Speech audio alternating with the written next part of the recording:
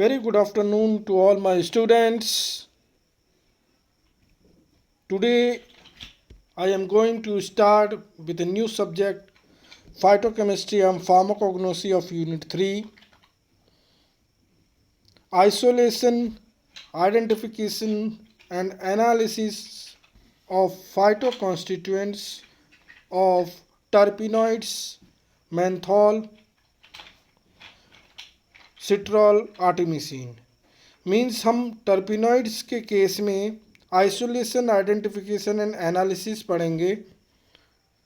Drug का नाम है मेंथॉल, सिट्रॉल एंड आर्टेमिसिन। जब हम मेंथॉल की बात करते हैं, whenever we talk about menthol, तो पहली चीज, menthol is also known as a mint camphor. Menthol को हम मिंट कैम्फर के नाम से भी जानते हैं। और दूसरी चीज़, ये मेंथॉल जो होता है वो साइक्लिक मोनोटर्पीन एल्कोहल कंपाउंड होता है।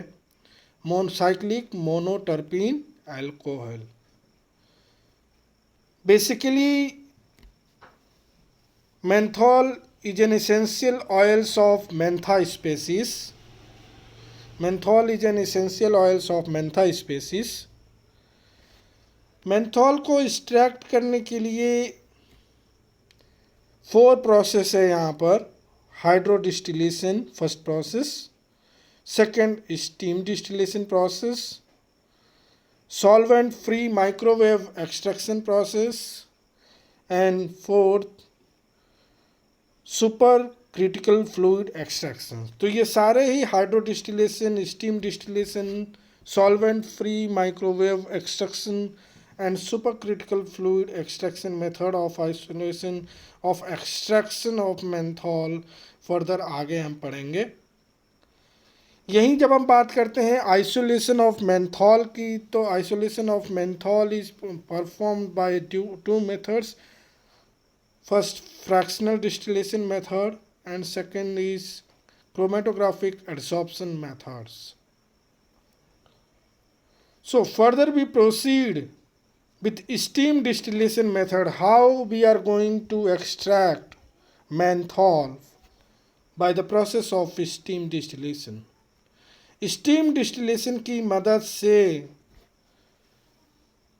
हम कैसे मेंथॉल को एक्सट्रैक्ट कर पाएंगे from Mentha species.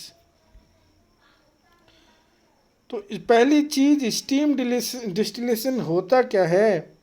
Steam distillation is a method that are basically used for the extraction of essential oils from the sources.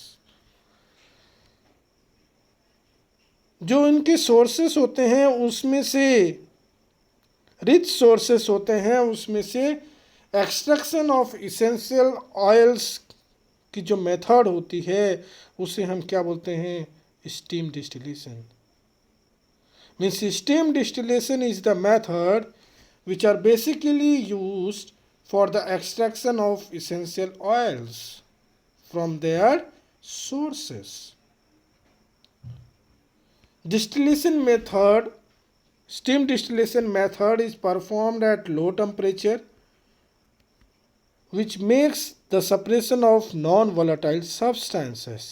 Means basic advantage जो होता है steam distillation process का, वो ये होता है कि पहली चीज़, steam distillation method is carried out for separating of non volatile substances. Non volatile substances को अलग अलग करने के लिए, और जो सब्सटेंस लो टेम्परेचर पे वर्क करते हैं उनके लिए हम स्टीम डिस्टिलेशन मेथडोलॉजी अपना सकते हैं। वहीं जब हम बात करते हैं आइसोलेशन की with the help of steam distillation, तो इसकी स्टेप्स होती है कि सबसे पहला जो ड्रग स्पेसीज है, जैसे यहाँ पे मेंथॉल की बात करते हैं तो मेंथॉल की ड्रग होनी चाहिए, या मेंथॉल जूस होना चाहिए, या मेंथॉल की जो मेंथा पाइपरेटा जो स्पेसीज होती है उसका ड्रग और जूस, उसको हम मॉइस्ट कर देंगे with the help of an aqueous solution of potassium dichromate.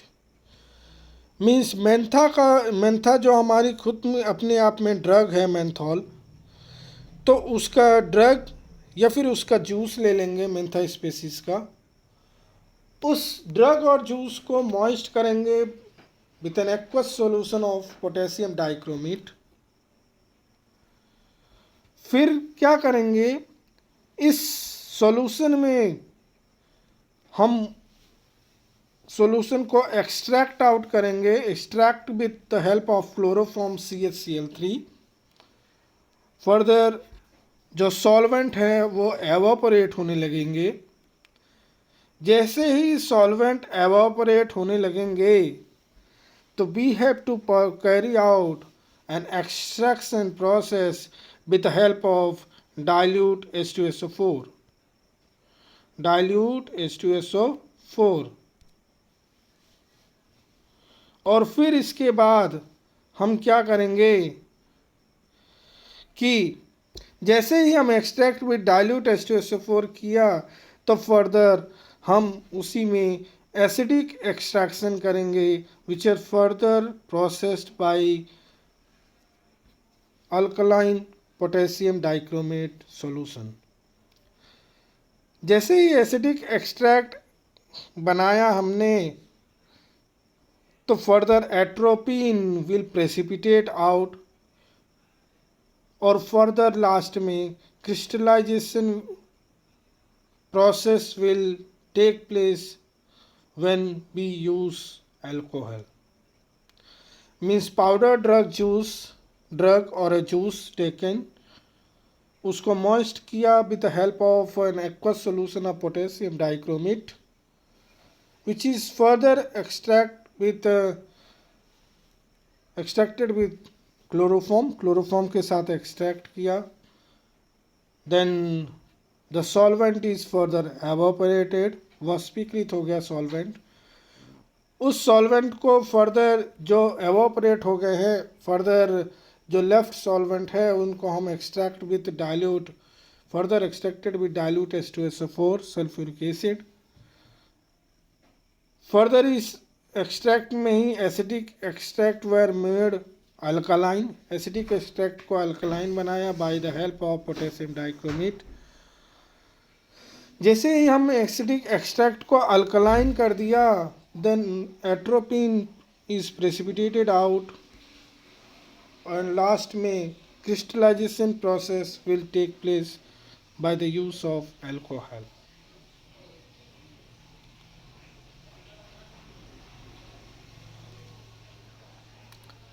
Further जब हम सेकेंड एक्सट्रैक्शन प्रोसेस ऑफ, जब हम मेंथॉल की स्टडी करते हैं तो first of all we should know what is the importance of hydrodistillation. Hydrodistillation method का अपना खुद का क्या यूज़ है। हाइड्रोडिस्टिलेशन method is basically used for the restoration of essential oils. Means the main thing is that कि भैया hydrodistillation method का basic जो पर्पस है, बेसिक ऑब्जेक्टिव्स है, वो ये है कि this method is basically used for the restoration of essential oils. किसी भी इसेंशियल ऑयल्स को रीस्टोर करने के लिए hydrodistillation methodology is used, is carried out.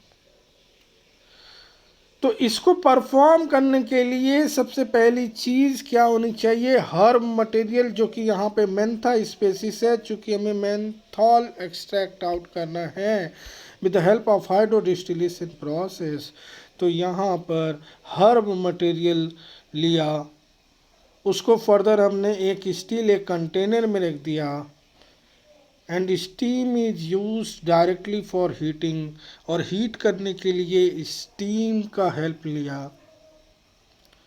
On the other hand it can also be soaked in warm water. दूसरी तरफ हम ये भी कर सकते हैं कि उसको सोक कर सकते हैं वार्म वाटर कुनकुने पानी में, और ए परफोरेटेड प्लेट में is used for the placement of the herb material above the lowest part of steel that is partially filled with water and then heated.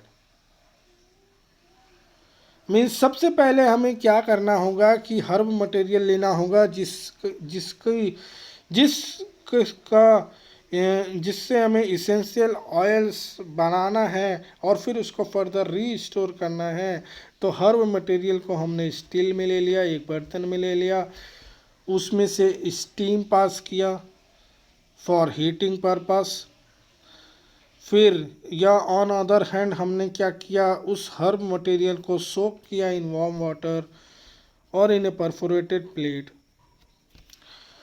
फिर हमने क्या किया, फाइनली जो ऑब्टेन्ड वेपर मिक्सचर्स है ड्यू टू स्टीम के कारण जो heat हो रहा था, तो जो वेपर मिक्सचर्स क्रिएट हुई है, it goes through the condenser, reaches the condenser and the condensate is deposited in a florentine flask. Further उस कंडेंसर से होते हुए वो कंडेंसेट कहाँ पहुँचता है, फ्लोरेंटाइन फ्लास्क में, ठीक है, where the water and the essential oil are separated from each other. जहाँ पर उस फ्लोरेंटाइन फ्लास्क में जब कंडेंसेट पहुँचता है तो वहाँ पे क्या होता है कि पानी और जो आवश्यक इसेंशियल ऑयल्स है, जो आवश्यक तेल है, वो अलग अलग हो जाते हैं। The essential oils and the water are separated from each other when the condensate is deposited in a Florentine flask. फिर फर्दर हम जो वाटर सेपरेट आउट हुआ है, it can be further send back to the still और in some cases used as a fragrant water. किसी किसी case में वो जो वाटर जो सेपरेट हुआ था during the process of hydrodistillation, तो it is further used as a fragrant water. Some researchers used the method of hydrodistillation for the extraction of mint. आगे बात करें हम हाइड्रोडिस्टिलेशन की ही, तो जो लीव सैंपल्स होता है सबसे पहले ड्राई किया जाता है 30 degree Celsius in hot air oven to constant weight. जो मेंथा पाइपरेटा की जो स्पीसीज है, यहाँ पे स्पीसीज हमने लिया है आर्वेंसिस, मेंथा आर्वेंसिस। इसकी ड्राइड लीव्स ले लेंगे, ड्राइड लीव्स ऑफ मेंथा आर्वेंसिस। इसको हम क्रश करेंगे प्रायर ऑपरेट करने के पहले, और उसकी जो 100 gram dried leaves crushed samples were subjected to hydrodistillation for 3 hours using a Clevenger type apparatus. ये टाइप apparatus का इस्तेमाल करके हम हाइड्रोडिस्टिलेशन प्रोसेस कैरी आउट करेंगे। डिस्टिलेशन प्रोसेस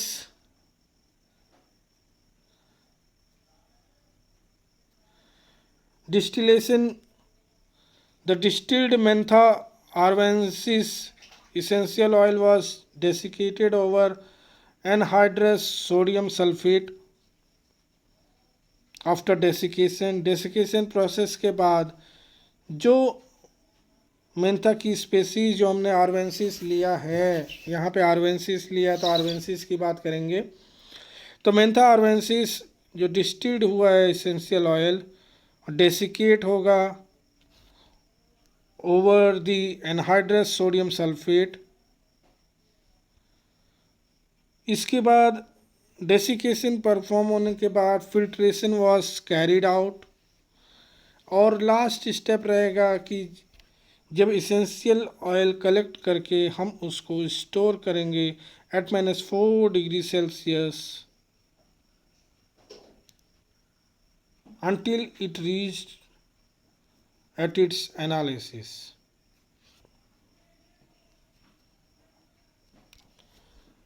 आगे जब हम बात करते हैं माइक्रोवेव एक्सट्रैक्शन प्रोसेस की, तो माइक्रोवेव एक्सट्रैक्शन प्रोसेस का बेसिक इंपॉर्टेंस होता है कि it is used for the extraction of a mint oil.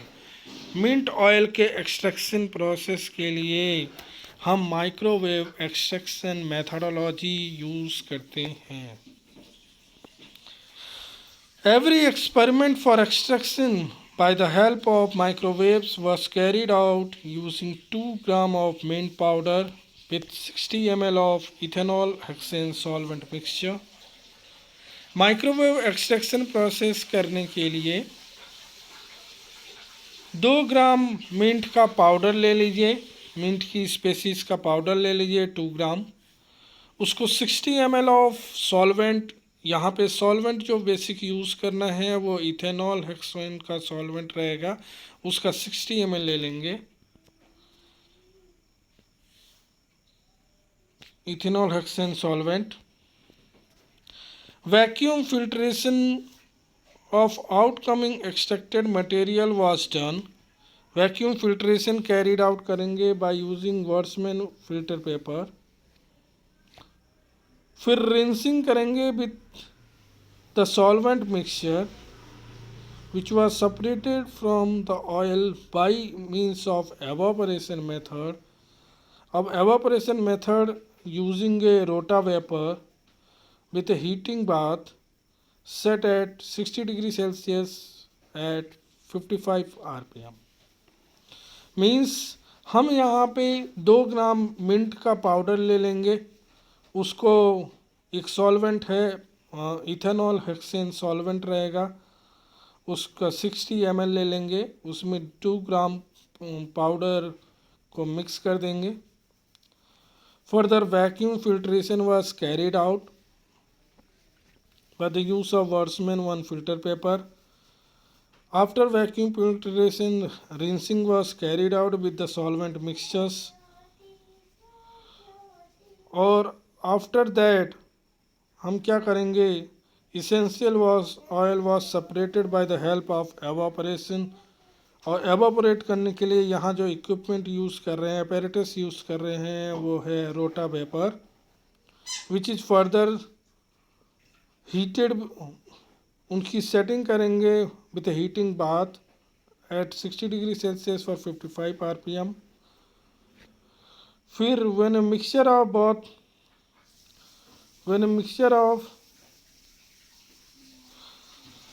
of two solvents ethanol and hexane was used, the yields of extract components such as menthone, menthofuron and menthol were found।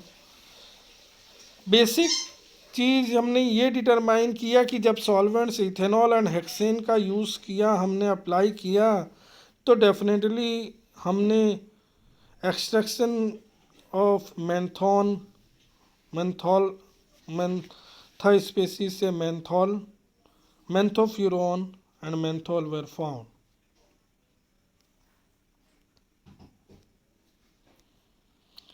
आगे बात करते हैं methods of analysis of menthol. Menthol को analyse करने की कौन कौन सी मेथड्स होती है। To analyse menthol, chromatographic techniques is used। पहला क्रोमेटोग्राफिक टेक्निक्स मेंथोल को एनालाइज करने के लिए gas chromatographic method, GCMS method means gas chromatography mass spectroscopic method, ये कॉम्बिनेशन में यूज होता है। Is used mostly to isolate and recognize the compounds which are present in the essential oils। GCMS GC gas chromatography, MS mass spectrophotometry, ये दोनों combine करके हम use कर सकते हैं to isolate and recognise the compounds which are basically present in essential oils. दूसरा, हम analyse करने के लिए identification of the components of essential oils with the help of gas chromatography perform कर सकते हैं। और gas chromatography is further equipped together with FID and MS detectors. FID बोले तो flame ionisation detectors, capillary column and split.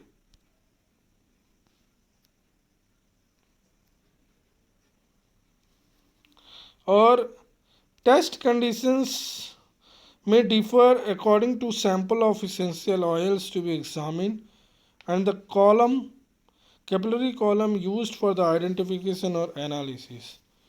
Means test conditions जो होती हैं basically differ होती हैं, डिफरेंट हो सकती हैं based on the sample of essential oils कौन सा ले रहे हैं जिसको एग्जामिन करने वाले हैं, और कौन सा column capillary column further used for the identification और एनालिसिस। आगे जब हम बात करें, जब GCMS एक्सपेरिमेंट्स apparatus यूज़ करते हैं, इक्विपमेंट यूज़ किया, तो उस दौरान में जब एक्सपेरिमेंट्स और perform with the help of an injector का मतलब होता है कि we inject sample of our on requirement, जिस सैंपल्स को हम आइडेंटिफिकेशन करने वाले हैं उस सैंपल्स को हम इंजेक्ट करेंगे and detect with the help of detector.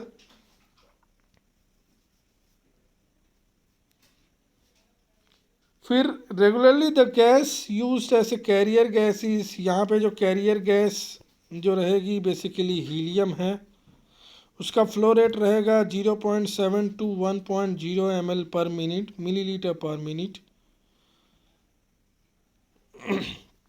Samples further diluted 1/10 volume by volume, and जो बेसिकली जो volume injected with the help of injector वो होना चाहिए 0.2 माइक्रोलीटर। अब अगर हम रिटेंशन टाइम की बात करते हैं तो डेफिनेटली क्या होता है कि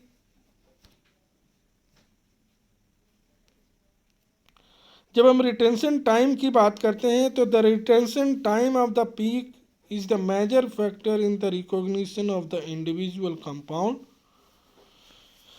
रिटेंशन टाइम क्या है किसी भी पीक का major determining factor in recognition of the individual compound. किसी भी इंडिविजुअल कंपाउंड्स को रिकॉग्नाइज करने के लिए मेजर डिटरमाइनिंग फैक्टर्स होता है in recognition of the individual compounds, while the area of the peak is responsible for the quantification of every single component present in essential oil।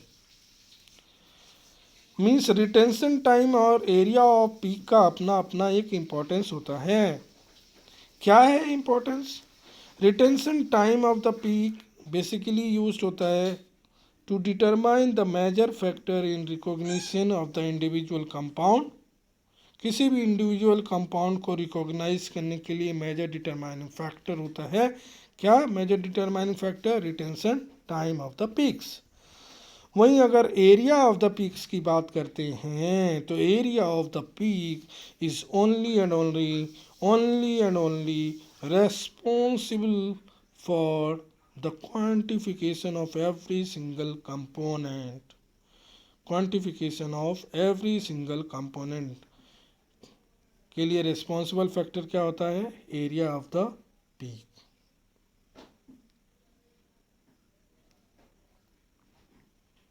जब हम आगे बात करते हैं definitely method of isolation, how we isolate the menthol. इसके पहले हमने extraction process के बारे में पढ़ा था कि hydro distillation, how to extract the menthol. तो एक्सट्रैक्शन प्रोसेस में हमने पढ़ा था hydro distillation, microwave extraction, steam distillation तो सेम इसी तरह जब हम आगे बढ़ते हैं, method of isolation of menthol की बात करते हैं, तो it is further carried out by fractional distillation method as well as chromatographic adsorption method, distillation method and chromatographic adsorption method. ये दो मेथड है जिससे हम मेंथॉल को आइसोलेट कर सकते हैं। जब हम फ्रैक्शनल डिस्टिलेशन की बात करते हैं, how we are going to isolate the menthol with the help of fractional distillation method, तो हम इसमें क्या कर सकते हैं कि सबसे पहले मिंट ऑयल, जो मिंट स्पेसीज है, मेंथा स्पेसीज है, तो mint oil containing menthol and menthone, ऐसा स्पेसीज जिसमें कि मेंथॉल एंड मेंथॉन है, वो स्पेसीज लिया। फर्दर उस स्पेसीज को हमने क्या किया, वैक्यूम फिल्ट्रेशन प्रोसेस किया, वैक्यूम फ्रैक्शनल डिस्टिलेशन प्रोसेस करवाया, वैक्यूम फ्रैक्शनल डिस्टिलेशन प्रोसेस करवाया। तो सबसे पहले उस मिंट स्पेसीज से मेंथॉन क्या हो गया, डिस्टिलेट प्रोड्यूस हुआ। उस मेंथॉन डिस्टिलेट में ही मेंथॉल रेसिडियो प्रेजेंट हुआ। फर्दर ये जो मेंथॉल रेसिडियो अचीव हुआ, उसका हमने क्या किया, steam distillation process is carried out. जैसे ही मेंथॉल रेसिडियो में स्टीम डिस्टिलेशन प्रोसेस किया, तो हमारा मेंथॉल डिस्टिलेट होने लग गया।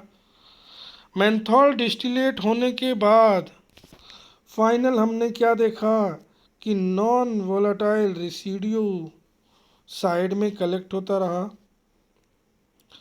फिर हमने क्या किया, मेंथॉल डिस्टिलेट को फर्दर एक्वस लेयर से रिएक्ट करवाया, तो फर्दर हमने क्या देखा, crude menthol was separated out. Further इसी क्रूड ऑयल में हमने क्या किया, फिर से एक्वस मीन्स पानी से रिएक्शन करवाया, हॉट वाटर डाइजेशन प्रोसेस हुआ। फर्दर क्रूड मेंथॉल से due to the process of hot water digestion menthol का क्रिस्टलाइजेशन हुआ। फर्दर जैसे ही क्रिस्टलाइजेशन ऑफ मेंथॉल हुआ, तो फर्दर हमने एक्वस सॉल्यूशन से फिर से इस प्रोसेस क्रिस्टलाइजेशन ऑफ मेंथॉल को रिएक्शन प्रोसेस कैरीड आउट कराया, और फाइनली हमें रिफाइंड मेंथॉल अचीव हुआ। So these are all the steps which are carried out for the fractional distillation method of isolation of menthol। आगे जब हम बात करते हैं क्रोमेटोग्राफिक एडसॉर्प्शन मेथड की, तो क्रोमेटोग्राफिक एडसॉर्प्शन मेथड ये भी सेकंड मेथड है टू आइसोलेट मेंथॉल। तो पहली चीज़, कॉर्न मिंट ऑयल जो होता है is dissolved in a non polar solvent, जो नॉन पोलर या नॉन एक्वस सॉल्वेंट कह सकते हो, non polar solvent also known as a non aqueous solvent. तो हमने क्या किया, जो हमारा कॉर्न मिंट ऑयल है उसको हमने फर्दर डिजॉल्व किया इन ए नॉन पोलर सॉल्वेंट, और उसके बाद हमने उसको पास किया ओवर एन एडसॉर्बेंट। क्योंकि यहाँ पे हम क्रोमेटोग्राफिक एडसॉर्प्शन मेथड कर रहे हैं, तो डेफिनेटली पहले कॉर्न मिंट ऑयल को डिसॉल्व किया हमने नॉन पोलर सॉल्वेंट में, और उसके बाद it is further passed over an adsorbent के ऊपर पास कर दिया। तो adsorbed material is then washed, absorb material जो एब्जॉर्ब हो चुके हैं, these materials is further washed with eluents. जैसे ही एब्जॉर्ब मटेरियल वॉश हो गया with the help of an eluents, तो menthone and menthol is isolated from that particular species, उसी स्पेसीज में से मेंथॉन एंड मेंथॉल आइसोलेट हो गए। ठीक है। तो द एड्जॉर्वेंट्स यूटिलाइज्ड इन क्रोमेटोग्राफिक एड्जॉर्प्शंस कौन कौन से होते हैं, जो एड्जॉर्वेंट्स यूटिलाइज हुए जो उपयोग में होते हैं। तो those adsorbents are fuller's earth, पहला fuller's earth, magnesia in activated form, charcoal in its activated form, alumina in its initiated form. Means basic adsorbents जो यूटिलाइज हो रहे हैं in the field of chromatographic adsorption methodology. तो इसमें आता है पहला क्रोमेटोग्राफिक एड्जॉर्बेंट्स के लिए यूटिलाइज्ड एड्जॉर्बेंट्स जो होते हैं वो फुलर्स अर्थ फर्स्ट, सेकंड होता है magnesia in activated form, third होता है charcoal in its activated form, और फोर्थ होता है alumina in its initiated form. जब हम आगे बात करते हैं और फर्दर आगे क्रोमेटोग्राफिक एड्जॉर्प्शंस में ही, तो एक पॉइंट आता है when absorption of mint oil was done at the top of the column. Absorption नहीं होगा वहाँ, adsorption of mint oil was done at the top of the column, और उसके बाद it is further washed with the chosen solvent, and further it is relocated through the column, and then the absorbed solutes are compared to relocate through the column। और इसी conditions में, basic conditions में, components जो कि strongly absorb नहीं होते हैं, components which are not strongly absorb move quickly and the strongly absorb components move at low speed. Means जो स्ट्रांगली ऑब्जर्व हो रहे हैं वो components basically they move at a low speed. फिर because of the this differential allocations method, तो because of this differential reallocations के कारण क्या हो रहा है,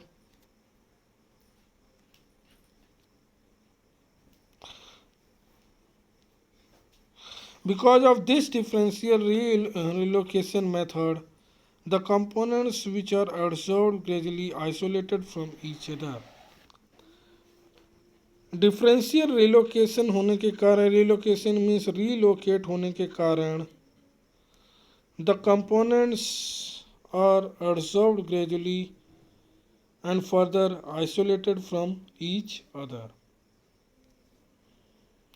आगे जब बात करें हम फर्दर आइडेंटिफिकेशन ऑफ सिट्रॉल की, तो जब हम सिट्रॉल की आइडेंटिफिकेशन की बात करते हैं, आइडेंटिफिकेशन की पहचान की सिट्रॉल की, तो सिट्रॉल का जब हम ऑक्सीडेशन करते हैं with the help of potassium permanganate, alkaline permanganate, which is further yielded acetones, oxalic acids and levulinic acids. Reaction process में हम देख रहे हैं कि हमने सिट्रॉल को ऑक्सीडेशन कराया, और ऑक्सीडेशन कराने के लिए हमने अल्कलाइन पोटेशियम परमैंगनेट और KMnO4 और क्रोमेट का इस्तेमाल किया as a catalyst for oxidation. तो सिट्रॉल से बना, पहले तो जो फाइनल ईड बनी वो एसीटोन की, ऑक्सैलिक एसिड लास्ट में, और बीच में लिबोलेनिक एसिड। सिट्रॉल का further oxidation with the help of silver oxide Ag2O से हमने जब किया, तो हमने क्या देखा कि फाइनल जो प्रोडक्ट बनता है वो होता है एसिड जिरेनिक एसिड।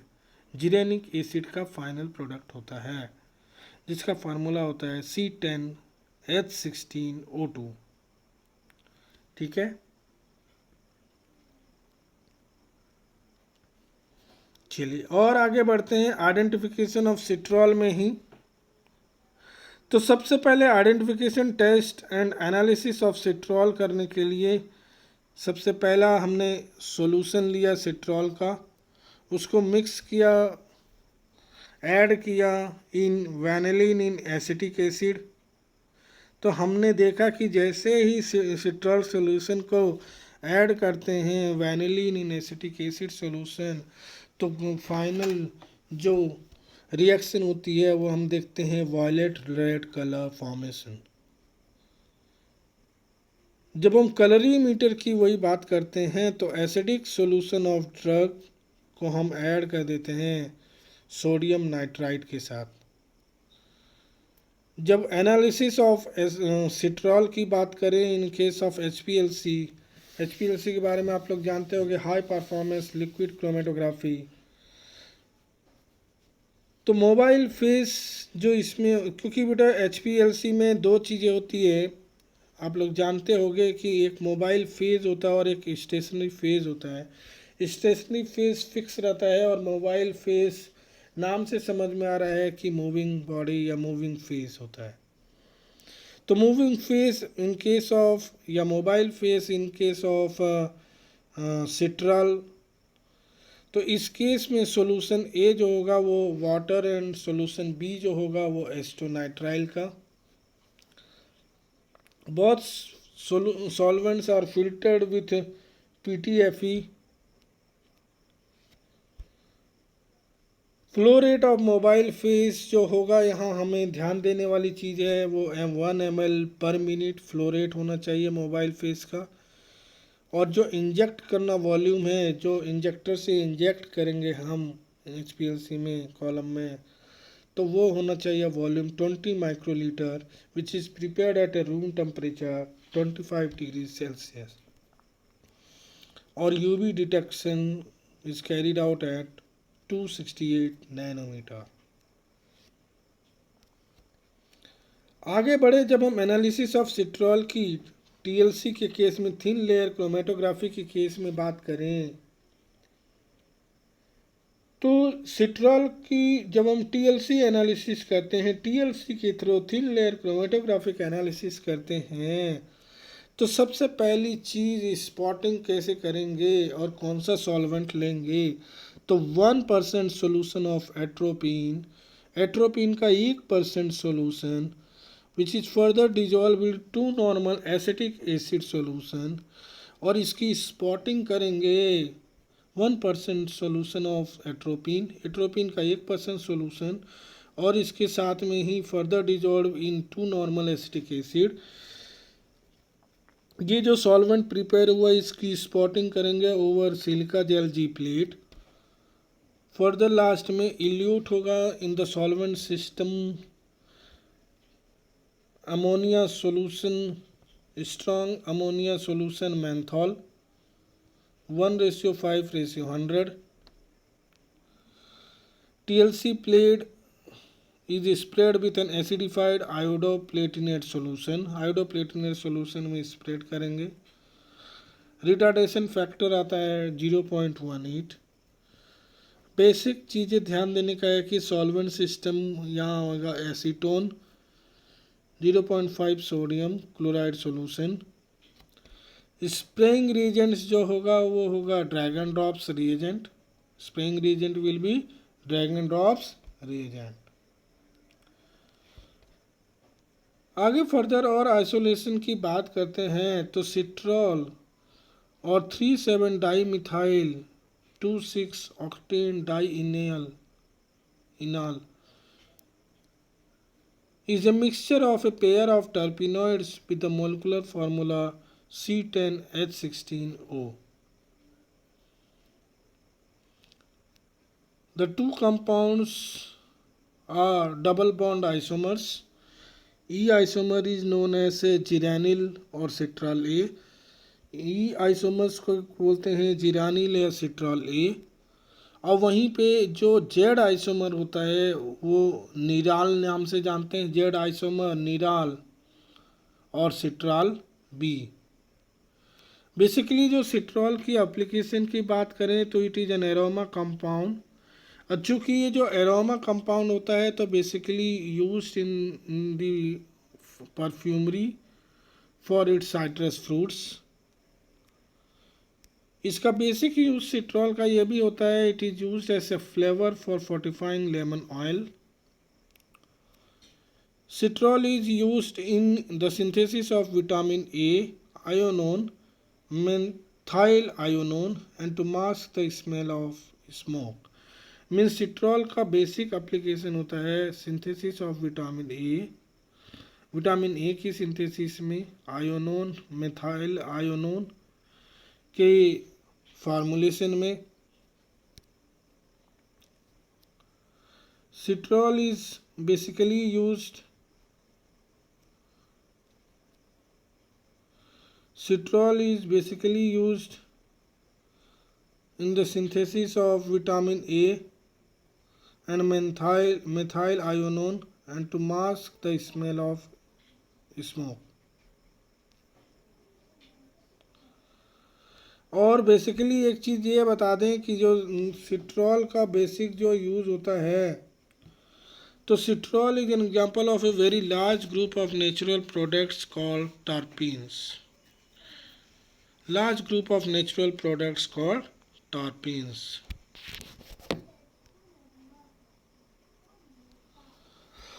यहाँ पे हम देख रहे हैं कि द बेसिक स्ट्रक्चर्स ऑफ सिट्रॉल।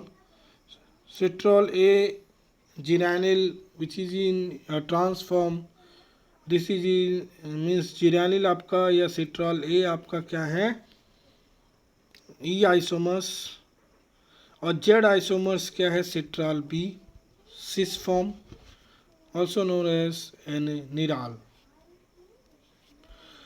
आगे चले हम सिट्रॉल की आइसोलेशन की बात करते हैं। तो प्रीवियस जब हमने मेंथॉल की बात किया था तो steam distillation, super critical fluid extraction, ये दो मेथड कॉमन थे। यहाँ पे थर्ड मेथड एक आ गई solvent extraction and ultrasonication method. Steam distillation method, supercritical fluid extraction method, solvent extraction method and ultrasonication, etc. These are the methods which are further used to isolate an essential oils from citrol. जब हम आगे बात करते हैं सिट्रॉल के isolation process की, तो citral is further isolated from lemon grass oil. Lemon grass oil और पानी लिया गया in a distillation flask, means lemon grass oil and water are taken in a distillation flask. इनका जो वॉल्यूम रेशियो होना चाहिए oil to water, 600 ml distilled water was taken in the steam generating flask to generate steam. Steam generate करने के लिए 600 ml distilled water use किया गया।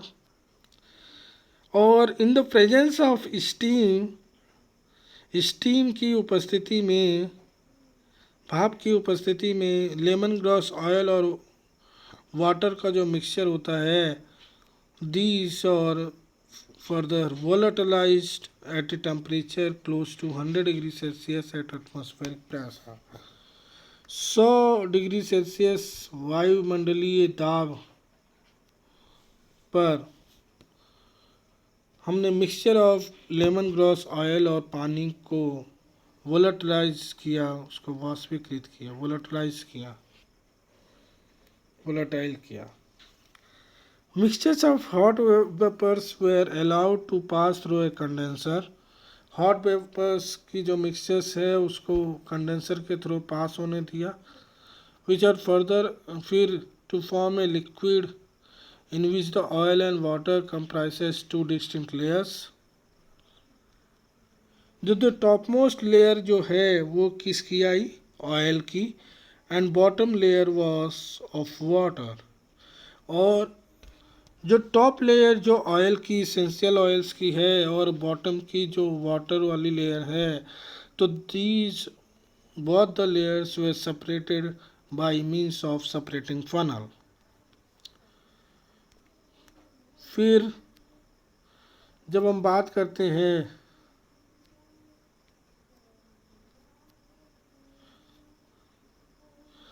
Some amount of water may be present in separated oil layer and that was removed by adding diethyl ether.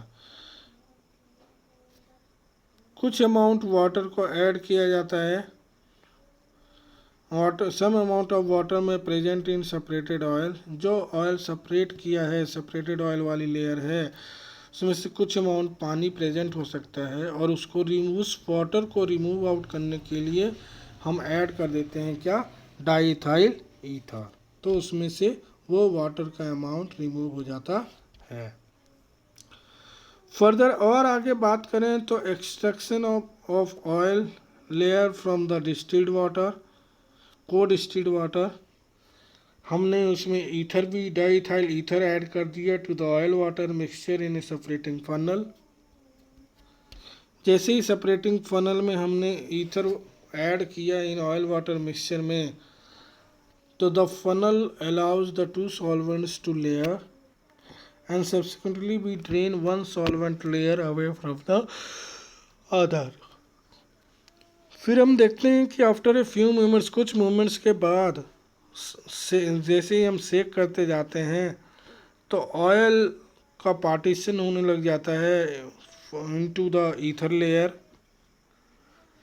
इस condition में जब oil का partition होने लग गया into the ether layer, the oil will partition into the ether layer, तो draining the water layer from the ether removes the oil from the water। हमने water layer में से वाटर को रिमूव किया, draining the water from the ether, ether में से हमने water को रिमूव किया। तो this is the process of how we are going to isolate an essential oils। Further जब हम बात करते हैं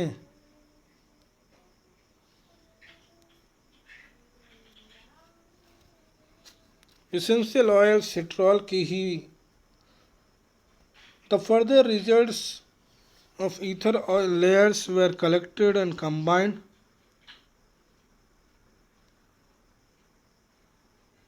Further, ether boils at a low temperature that it can simply be boiled off from the oil layer। After the ether is stripped off, our isolation of the citral oil is complete। जैसे ही ether stripped हो गया तो पूरी तरह, तो isolation of citral oil is complete. जब हम artemisinin की बात करते हैं तो how we are going to isolate an artemisinin, तो सबसे पहले जो स्पीसीज होती है artemisia annua L, artemisia annua L, इसके लिए जो सॉल्वेंट यूज होता है basically menthol, methanol, hexane and ethyl acetate, methanol, hexane and ethyl acetate. जो द बेसिक केमिकल्स सॉल्वेंट जो यूज हो रहा है वो methanol, methanol, here is methanol when we are going to isolate artemisinin। तो common solvent जो use होगा वो क्या होगा, methanol, hexane and ethyl acetate, methanol, hexane and ethyl acetate. तो एक्सट्रैक्शन प्रोसेस क्या होती है आर्टिमिसिन को आइसोलेट करने के लिए, पहले हमने आर्टिमिसिन का हर्ब ले लेते हैं, पाउडर्ड हर्ब 100 ग्राम्स, और उसको मैसिरेट कर जाते हैं by using the solvent methanol solvent को यूज़ करके हम 100 ग्राम्स ऑफ पाउडर, किसका यहाँ बात कर रहे हैं, आर्टिमिसिन का, तो आर्टिमिसिया एनुला एल ले लेते हैं। मैसरेशन परफॉर्म कर जाता है इन अर्लेनमेयर फ्लास्क, और मैग्नेटिक स्टरर की स्पीड इस टाइम पे क्या रहेगी 700 RPM, और टाइम फिक्स करके रखेंगे 1 घंटे के लिए फॉर 1 आवर। फिर इसके बाद ये प्रोसेस तब तक रोटेट होते रहेगी RPM रिवोल्यूशंस पर मिनट तब तक रोटे this process is carried out many times until the menthol layer is colorless. जब तक menthol layer कलरलेस ना हो जाए तब तक ये प्रोसेस पूरी तरह कंटिन्यू होनी चाहिए. फिर the extract then was evaporated using a rotavapor. Extract को एवोपरेट करेंगे रोटा वेपर से. ठीक है.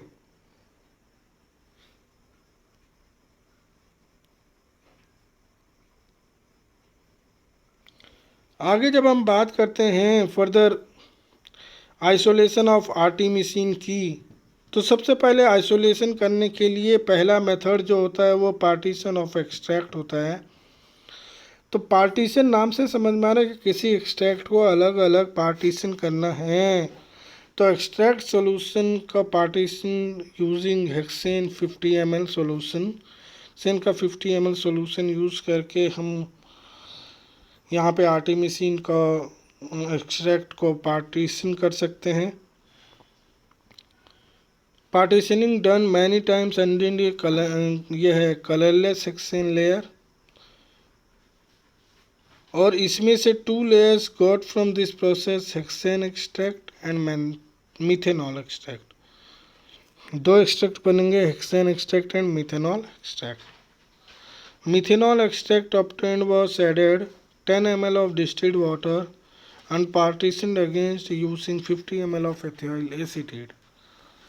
मीन्स जो मिथेनॉल का एक्सट्रैक्ट ऑब्टेन हुआ है उसमें ऐड कर देंगे 10 ml ऑफ डिस्टिल्ड वाटर और फिर पार्टीशनिंग करेंगे by using 50 ml of ethyl acetate. यहाँ पे इथाइल एसीटेट की जो लेयर होती है वो कैसी होती है? It should be remembered that the layer of ethyl acetate is colorless. ठीक. और जो हमने पार्टीशन ऑफ एक्सट्रैक्ट के लिए जो सॉल्वेंट बेसिकली यूज़ किया है वो क्या है? मिथेनॉल वाटर का एक्सट्रैक्ट, जो कि सेमी पोलर सॉल्वेंट्स होते हैं.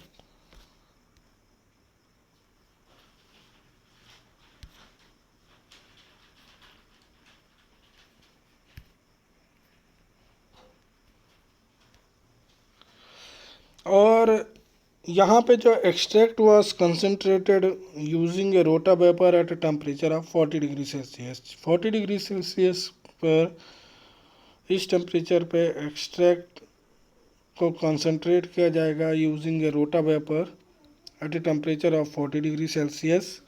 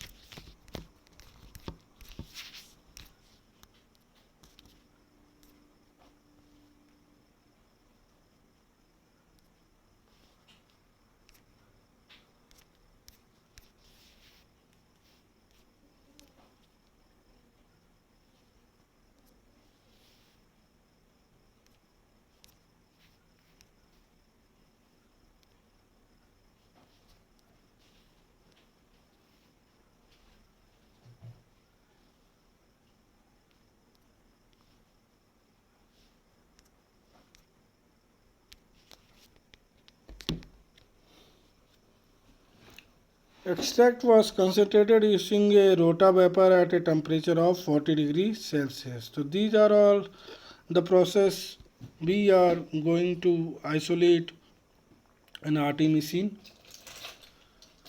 यहाँ पे हम chemical structure of artemisinin, this is the chemical structure of artemisinin. यहाँ पे basic structure of artemisinin हम देख रहे हैं. Now we move to पहला स्टेप हमने पार्टीशन ऑफ एक्सट्रैक्ट देख लिया. सेकंड है हमारा फ्रैक्शनेशन ऑफ एक्सट्रैक्ट. तो फ्रैक्शनेशन ऑफ एक्सट्रैक्ट में हम देख रहे हैं कि हमने क्या किया, जो हमारा विस्कस एक्सट्रैक्ट है जिसमें आर्टिमिसिन प्रेजेंट है उसको फर्दर हमने फ्रैक्शनेशन कराया उस एक्सट्रैक्ट का bye the help of column chromatography.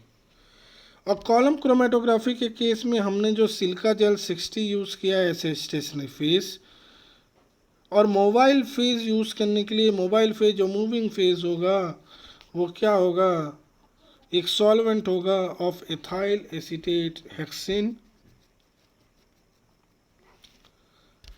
Each fraction was collected, fraction को कलेक्ट किया गया, आइडेंटिफाई किया the presence of artemisinin in by the help of TLC thin layer chromatography. It is further compared with the standard artemisinin.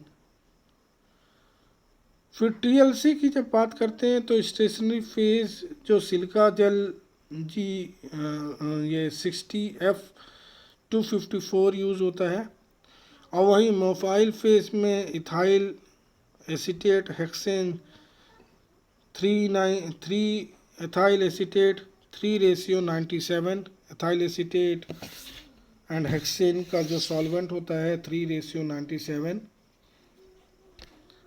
Fractions containing artemisinin was separated, और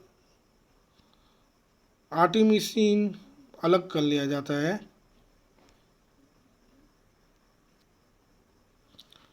further और आगे हम देखें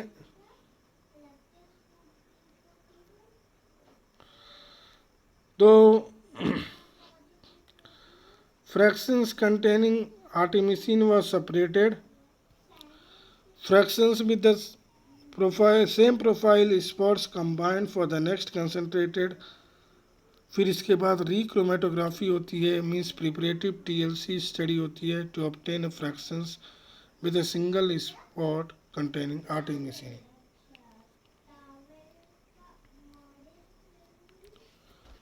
आगे जब बात करें हम सिमिलरली आइसोलेशन में ही यूवी स्पेक्ट्रोफोटोमेट्री से कैसे करेंगे, तो हमने क्या लिया 1 मिलीग्राम ऑफ आर्टेमिसिन आइसोलेटेड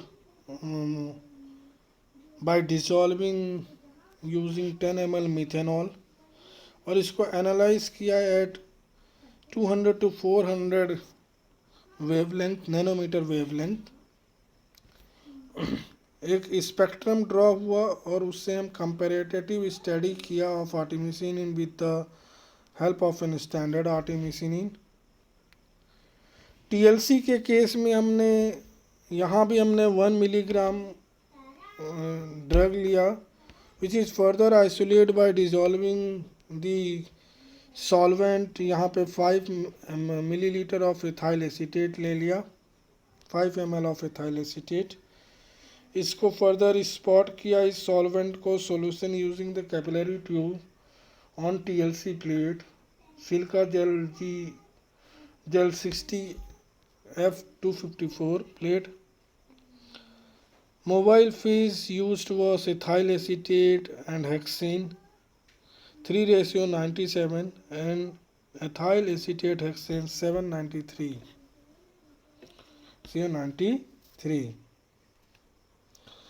आगे जब बात करें यहीं पे हम आइसोलेशन की बात, तो यहाँ पे हम एक स्ट्रक्चर्स पढ़ रहे हैं, मीन्स बेसिक फ्लो डायग्राम देख रहे हैं। तो हमने ले लिया आर्टेमिसिन एनोना हर्ब, उस हर्ब्स को हमने ड्राई किया, पाउडर किया।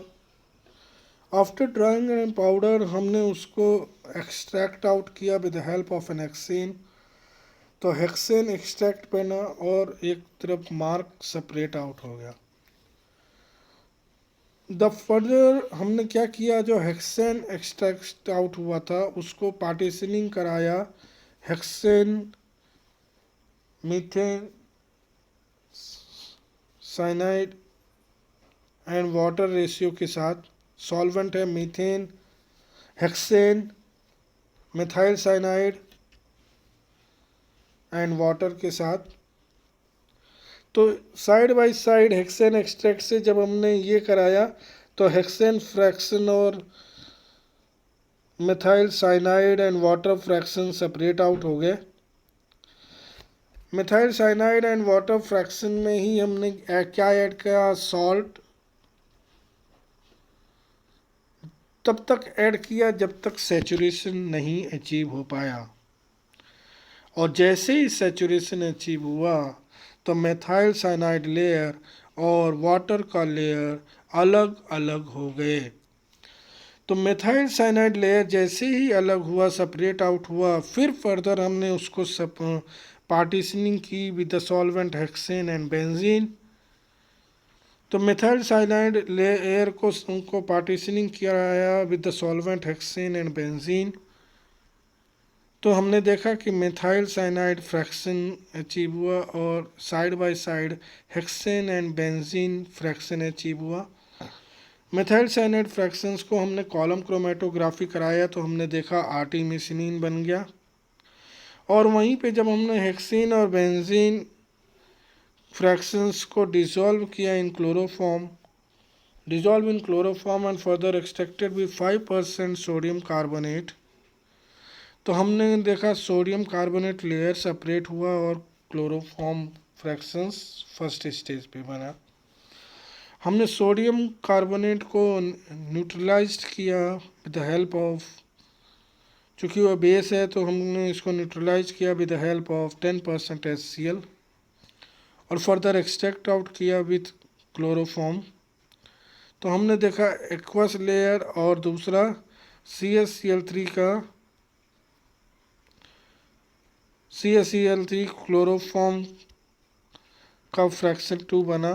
फर्दर क्रिस्टलाइज किया तो यहाँ से हमें क्या बना, आर्टिमिसिनिक एसिड। आर्टिमिसिनिक एसिड हम यहाँ पे देख रहे हैं कि फर्दर स्ट्रक्चर्स की बात करें तो आर्टिमिसिनिन का जैसे ही हमने रिडक्शन करवाया तो आप देख रहे हैं कि क्या बना, डाई हाइड्रो आर्टिमिसिन। क्या बना, dihydroartemisinin on reduction of artemisinin. तो डाई हाइड्रो आर्टिमिसिनिन का फर्दर डिहाइड्रेशन करवाया तो फर्दर क्या बन गया है, further anhydro dihydroartemisinin dihydroartemisinin and further जैसे ही हमने डाईहाइड्रोआर्टिमिसिन का एल्काइलेशन और एसाइलेशन प्रोसेस करवाया तो ईथर और ईस्टर्स मोइटी बनते हैं। So these are all about the isolation, extraction and analysis methods of terpenoids, जिसमें कि हमने देखा बेसिक ड्रग्स जिन्हें हम टर्पिनॉइड्स में menthol, citral and artemisinin. So with this I complete my today's topic. Thank you.